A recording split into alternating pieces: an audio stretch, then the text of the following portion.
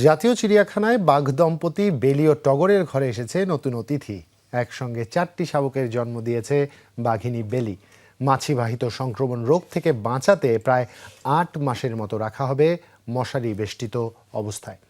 তাই বাঘ শাবকদের দেখার সুযোগ পেতে দর্শনার্থীদের থাকতে হবে অপেক্ষায়। বিস্তারিত জানাচ্ছেন শকত মঞ্জুর শান্ত।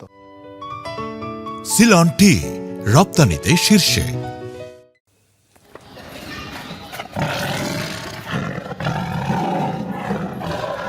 মা বাঘ বেলি তার শাবকদের নিরাপত্তায় বেশ সতর্ক।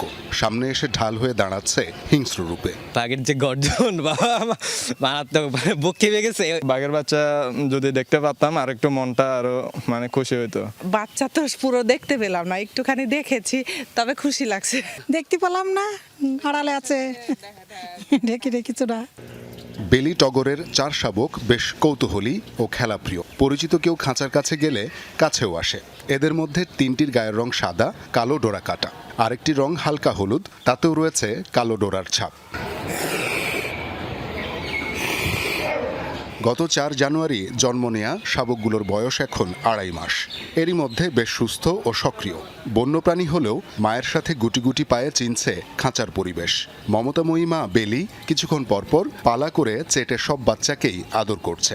বাচ্চাগুলো খুব ভালো আছে, মাও ভালো আছে।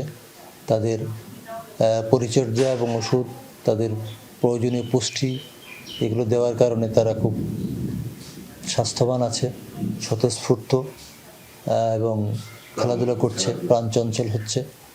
তা আমরা খুব হ্যাপি। তবে চিড়িয়াখানায় জন্ম নেওয়া বাঘ শাবকদের জীবিত রাখাই বড় চ্যালেঞ্জ। এদের সবচেয়ে বড় শত্রু মাছিবাহিত পরজীবীর সংক্রমণ। এর আগে অনেক বাঘ শাবকই প্রাণ হারিয়েছে এই সংক্রমণে। তবে কদম ও জুঁই জুটির 3টি শাবককে মাছিবাহিত রোগের সংক্রমণ থেকে রক্ষা করতে মশারির ব্যবস্থা করে সফলতা পেয়েছে চিড়িয়াখানা কর্তৃপক্ষ। 3টি শাবকই এখন পরিণত বাঘ, রাখা হয়েছে আলাদা শেডে।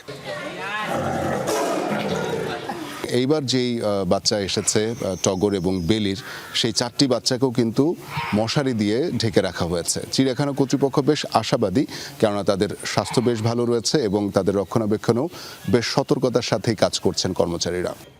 এর আগে 1টি, 2টি বা 3টি শাবক জন্ম নিলেও চিড়িয়াখানায় এই প্রথম কোনো বাঘিনী একসঙ্গে 4টি শাবকের জন্ম দিল। তাই শাবকদের নিরাপত্তা ও মা বেলির স্বাস্থ্যসেবায় নেওয়া হয়েছে বাড়তি ব্যবস্থা।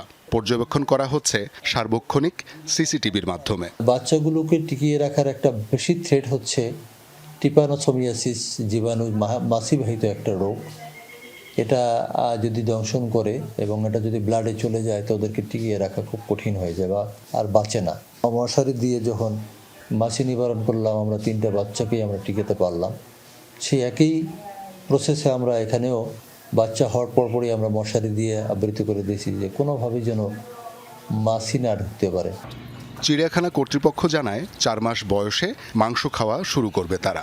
যদিও এখন থেকেই ওরা মায়ের দেখাদেখি কাঁচা মাংস চাবানোর চেষ্টাও করছে। তবে আরও 2 মাস তাদের মূল খাবার থাকবে মায়ের দুধ। 8 মাস বয়স হলে দর্শনার্থীদের জন্য উন্মুক্ত করা হবে এই 4 শাবককে। নতুন 4 শাবক সহ জাতীয় চিড়িয়াখানায় বাঘের সংখ্যা এখন 16টি। শওকত মঞ্জুর শান্ত, যমুনা নিউজ, ঢাকা।